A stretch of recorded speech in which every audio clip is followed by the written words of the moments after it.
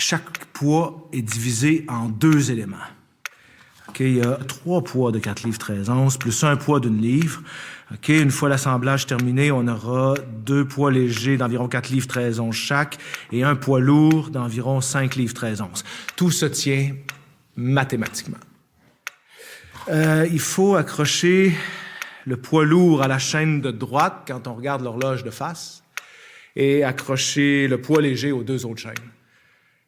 Okay, le poids de gauche commande le mécanisme du carillon. Quand je l'accroche à la chaîne, la mélodie des carillons de Westminster résonne partout dans le salon. J'ai peur de réveiller les enfants, ou pire, leur donner la chienne avec ce vieil objet, jusqu'à maintenant muet. Je lis dans le manuel que l'horloge nous offrira de nombreuses années de loyaux services. Elle n'aura pas le choix de prendre vie.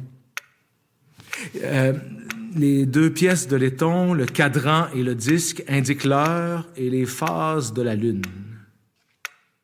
C'est joli ou c'est étrange? Ou cruellement romantique? Il y a aussi un paysage campagnard et un bateau à voile en haute mer qui touche, je l'avoue, des cordes sensibles en moi. Je ne sais pas si je te l'ai dit, mais mon horloge grand-père appartenait à mon grand-père. Mes souvenirs de lui s'incarnent dans ce meuble magnifique qui témoigne des caractéristiques de fierté et d'intégrité associées aux réalisations de Ridgway Clocks. Quand on a installé les meubles pendant le déménagement, je racontais aux enfants que les objets qui prennent vie dans La Belle et la Bête allaient faire la même chose dans notre nouvelle vieille maison de campagne. Ils doivent avoir oublié, parce que là, l'horloge pourrait leur donner la chienne pour vrai. Et tout le trouble que je me suis donné pour un objet qui donne l'heure et joue de temps en temps un extrait d'une symphonie de Handel. Pour un gars qui n'a pas eu de montre depuis le secondaire, c'est un peu stretché.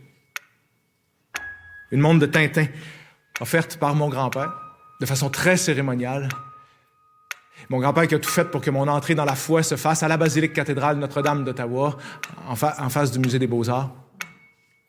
La dernière fois que j'ai mis les pieds dans la cathédrale, c'était à ses funérailles. Une montre de Tintin. Une horloge grand-père. Le poids central commande le mouvement des heures. Quand j'ai installé l'horloge dans le salon, le cadran indiquait 22h47.